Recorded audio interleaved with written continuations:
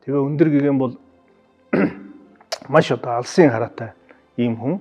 За ер нь бол тухайн үед одоо халах монголчууд манжийн одоо манлайлыг хүлээн зөвшөөрөхөөр манжийн одоо өмгөөлөлд очиж за манжтай одоо бас энд тэнцүү гэрээ хилцээр байгуулах энэ бүгд бол өндөр гэгээн бол одоо асар их үүрэгтэй бол оролцсон. За тухайн үеийн манжийн хаан бол одоо өндөр гэгээн өөрийнх нь гарын шив байсан ийм хүн бол байгаа. Тэгээ өндөр гэгээний одоо энэ улс төрийн энэ алхам бол за хожим одоо бас монголчууд тусгаар тохинолоо дахин сэргээхэд одоо маш их үүрэг гүйцэтгсэн ийм үйл явдал болсон гэж өнөөгийн одоо алс 390 жилийн хойноос ингээ харахад бол ерөнхийдөө бол олон түүх судлаачид бол энэ дээр бол санал нийлдэг. Яалтчгүй бол одоо алсыг харсан, мэргэн харсан ийм ухаантай ийм хүн бол байсан юм аа. Ер нь бол монголчууд бол алсыг бол хардаг.